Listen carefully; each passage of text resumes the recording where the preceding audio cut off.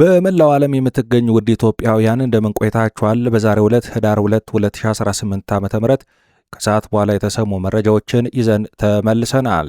የሻዕቢያ ኃይሎች የኢትዮጵያን የስለላ ድሮን መትተው እንደጣሉ ተዘግቧል። የአማራ ትምህርት ቤት ላይ የድሮን ጥቃት መፈጸሙ ተረጋግጧል። የኢራን ሚስጥራዊ ካርጎ በረራዎችም ወደ ምጽዋ መበራከታቸው ተዘግቧል። በአማራ ክልል የቀጠለውን ውጊያ ተከትሎ አንጋፋው የፈረንሳዩ ጋዜጣ ሊሞንድ ሰፋ ያለ ዘገባን ይዞ ወጥቷል። በዘገባው የፋኖ ኃይሎች መበታተናቸው ወንጀል እንዲበራከት ማድረጉን የገለጸው ዘገባው የመንግስት መዋቅርም መዳከሙን አትቷል። ሚስጥር በማውጣቴ ታስሬ ነበር ሲሉ አምባሳደር ሙዑዝ ገብረ ሕይወት ተናገሩ። ህወሓትም የደበቀውን መሳሪያ ለኤርትራ እያቃበለ ነው ብለዋል። እስከ ፍጻሜው አብራችሁን ቆዩ። በቀጥታ ወደ ዝርዝሩ። የሻዕቢያ ኃይሎች የኢትዮጵያን ድሮን መትተው እንደጣሉ ተዘገበ። በአማራ ትምህርት ቤት ላይ የድሮን ጥቃት ሲፈጸም የኢራን ሚስጥራዊ የካርጎ በረራዎችም ወደ ምጽዋ መጉረፋቸው ቀጥሏል። በኢትዮጵያና በኤርትራ መካከል ያለው ውጥረት እንደገና ባገረሸበት በዚህ ወቅት የሻዕቢያ ኃይሎች ንብረትነቱ የኢትዮጵያ መከላከያ ሰራዊት የሆነ የስለላ ድሮን መትተው እንደጣሉ የድምፅ ወያኔ ጋዜጠኛው ዘግቧል። ምንም እንኳን መረጃው በገለልተኛ ወገን ባይረጋገጥም ክስተቱ የተፈጠረው በቅርቡ የደህንነት ሹሙ አምባሳደር ሬድዋን ሁሴንና የጠቅላይ ሚኒስትሩ አማካሪ ጌታቸው ረዳ ጉብኝት ባደረጉበት ስልታዊው የቡሬ ግንባር ነውም ተብሏል። የድምፀ ወያኔ ጋዜጠኛ መድህን የገዳይ ባወጣው መረጃ የኢትዮጵያ መከላከያ ሰራዊት የስለላ ድሮን በአፋር ክልል ቡሬ አቅራቢያ ለስለላ ተልዕኮ በመንቀሳቀስ ላይ ያለ በኤርትራ ኃይሎች ተጠልፎ ወድቋል ሲል ነው የዘገበው። እስካሁን ድረስ በጉዳዩ ዙሪያ በኢትዮጵያም ሆነ በኤርትራ መንግስት በኩል የተሰጠ ይፋዊ መግለጫም ሆነ ማስተባበያ የለም። ድሮኑ የትኛው ሀገር ድንበር ውስጥ እንደወደቀና ስለ አይነቱም የተገለጸ ነገር የለም። ክስተቱ የተፈጸመበት የቡሬ አካባቢ ለመረጃ አሰባሰብ አስቸጋሪ መሆኑ ነገሩን ለማጣራት አስቸጋሪም አድርጎታል። የሻዕቢያ ኃይሎች ድንበር ጥሰው በመግባትም ወታደራዊ እንቅስቃሴዎችን እንደሚሰልሉ ከዚህ ቀደም በኢትዮጵያ መንግስት ውስጥ አዋቂዎች በኩል ሲዘገብ እንደነበረ ይታወሳል። በተያያዘ ዜና ከአየር ትራፊክ ተቆጣጣሪዎች በተገኘ መረጃ መሰረት ከኢራኗ ቴሄራን ወደ ኤርትራ ምጽዋ ወደብ የሚደረጉ የካርጎ በረራዎች በከፍተኛ ሁኔታ መጨመራቸው ተሰምቷል። በተለይም እነዚህ በረራዎች በአሜሪካ ማዕቀብ የተጣለበት ፋርስ ኤር ቃሽም የተባለ አየር መንገድ የሚከናወኑ መሆናቸው የበረራዎችን ይዘትና ዓላማ በተመለከተ ከፍተኛ ጥርጣሬን የጫረ ጉዳይ ሆኗል።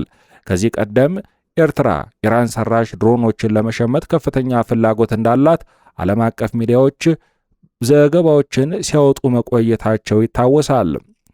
ከቀጠናው ውጥረት ጎን ለጎን በአገር ውስጥ ያለው ግጭትም በንጹሐን ዜጎች ላይ ጉዳት ማድረሱን ቀጥሏል። ዛሬ ህዳር 2 ቀን 2018 ዓ.ም ከጠዋቱ 2 ሰዓት ላይ በአማራ ክልል ሰከላ ወረዳ በሚገኘው አጉተ የመጀመሪያ ደረጃ ትምህርት ቤት ላይ በመከላከያ ሰራዊቱ የድሮን ጥቃት እንደተፈጸመ ታውቋል።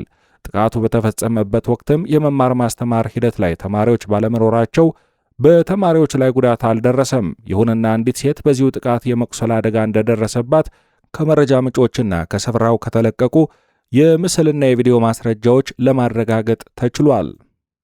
በአማራ ክልል የሰፈነው የጸጥታ ቀውስ ክልሉን ከዳር እስከ ዳር የወንጀለኞች መፈንጫ እንዳደረገውና የንጹሐን ዜጎችን ሕይወት በከፋ አደጋ ውስጥ እንደከተተው አንጋፋው የፈረንሳዩ ጋዜጣ ሊሞንድ ባወጣው ሰፊ ዘገባ አጋለጠም። ከሚያዝያ 2023 ጀምሮ በፋኖ ኃይሎችና በፌዴራል ጦር መካከል የተቀሰቀሰው ግጭት ክልሉ ወደ ለየለት የትርምስ አውድማነት መቀየሩን ዘገባው በዝርዝር አስነብቧል።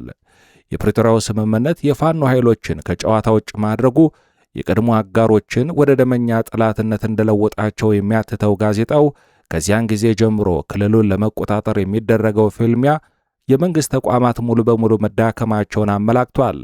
ይህን ተከትሎም የተፈጠረውን የጸጥታ ክፍተት የተጠቀሙ ወንጀለኞች በተለይም በባህር ዳርና በጎንደር ዋና ዋና የንግድ መስመሮች ላይ አፈና፣ ዝርፊያና ሕገወጥ የፍተሻ ኬላዎችን የዕለት ተዕለት ተግባራቸው ማድረጋቸውን ዘገባው አጋልጧል። ሊሞንድ በዘገባው በሄልሲንኪ ዩኒቨርሲቲ የትጥቅ ግጭት ተመራማሪ የሆኑትን የአቶ አማኑኤል ተስፋዬን ትንተና በመጥቀስም የግጭቱ መባባስ የመንግሥት ተቋማትን ሲያዳክም፣ በሌላ በኩል ደግሞ የፋኖ አመፅ ጠንካራና ተጠያቂነት ያለው አደረጃጀት መፍጠር ባለመቻሉ ለወንጀል መስፋፋት ምቹ ሁኔታን እንደፈጠረ አስረድቷል። ተመራማሪው ግርግር ለሌባ ያመቻል የሚለውን የአማርኛ ተረት በመጥቀስም የሁኔታውን አሳሳቢነት በይበልጥ አብራርተዋል። ይህ የጸጥታ መደፍረስ በንጹሐን ዜጎች ላይ ከባድ ሰብአዊና ኢኮኖሚያዊ ቀውስ ማስከተሉን ዘገባው በምሳሌ አስደግፎም አቅርቧል። በየመንገዱ ላይ የተቋቋሙ ህገወጥ ኬላዎች፣ የሚፈጸሙ ዝርፊያዎች የንግድ እንቅስቃሴዎችን በማቀዝቀዝ ለከፋ የዋጋ ንረት መንስኤ መሆኑን ይገልጻል። ለምሳሌም ግርማ የተባለ የጤፍ ነጋዴ ከባህር ዳር 45 ኪሎ ሜትር ርቀት ላይ በምትገኘው አዴት ከተማ አቅራቢያ በፋኖ የሚቆም እያንዳንዱ የጭነት መኪና 1000 ብር ለመክፈል እንደሚገደድ ምስክርነቱን ሰጥቷል። በዚህም ምክንያት ከአንድ ዓመት በፊት በኪሎ 100 ብር የነበረው ጤፍ ዛሬ ላይ 150 ብር መግባቱን ዘገባው አመላክቷል። ከኢኮኖሚው ጫና በተጨማሪም የግጭት ዋነኛ ሰለባ ንጹሐን ዜጎች መሆናቸውን ዘገባው አጉልቶ ያሳያል። የመንግሥት ሹፌር የነበረው ግት ያለባቸውም የሰራዊቱ አባላትን እንዲያጓጉዝ በመገደዱ ብቻ በፋኖ አባላት መገደሉን የጓደኛውን ምስክርነት አጣቅሶ አትቷል። ግቴ የየትኛውም ወገን አይደግፍም ነበር። እኛ ሰላማዊ ሰዎች በዚህ ሁሉ ግርግር መሃል ሕይወታችንን ለማቆየት እየታገልን ነው ሲሉም የንጹሐን ዜጎችን አሳዛኝ ሕይወት ገልጿል። በማጠቃለያም የሊሞንድ ዘገባ በአማራ ክልል ያለው ሁኔታ ከወታደራዊ ግጭት ባለፈ ክልሉን ለወንጀለኞች አሳልፎ የሰጠ የኢኮኖሚ ውድቀት ያመጣና የንጹሐንን ሕይወት ያመሰቃቀለ ከባድ ሰብአዊ ቀውስ መሆኑን አሳይቷል። ሚስጥር በማውጣት የታሰረ ነበር አሉ አምባሳደር ሙዑዝ ገብረ ሕይወትም። ህወሓትም የደበቀውን መሳሪያ ለኤርትራ እያቃበለ ነው ብለዋል።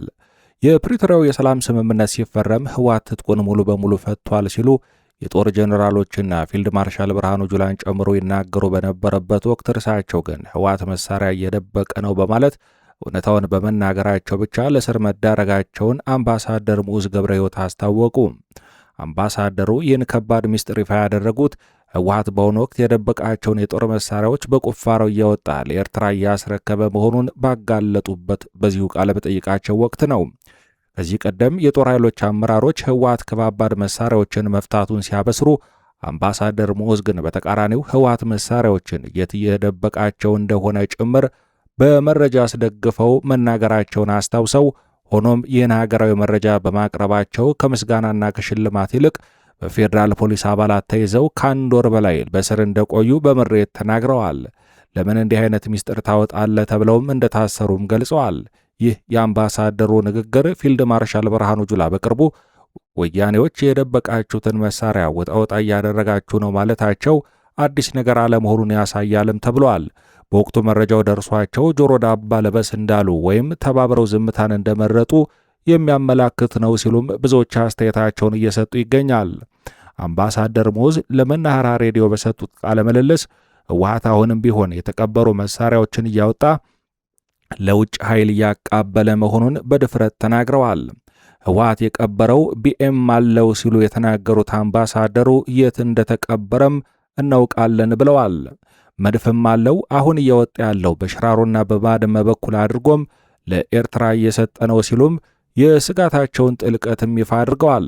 አምባሳደሩ አክለውም ህወሓት የተወለደው ደደቢት ነው፣ መጨረሻው የሚሆነውም አፋር ነው በማለት በቅርቡ የህወሓት ኃይል በአፋር ክልል የሰነዘረውን ጥቃት በተመለከተ ማስተያየታቸውን ሰጥተዋል።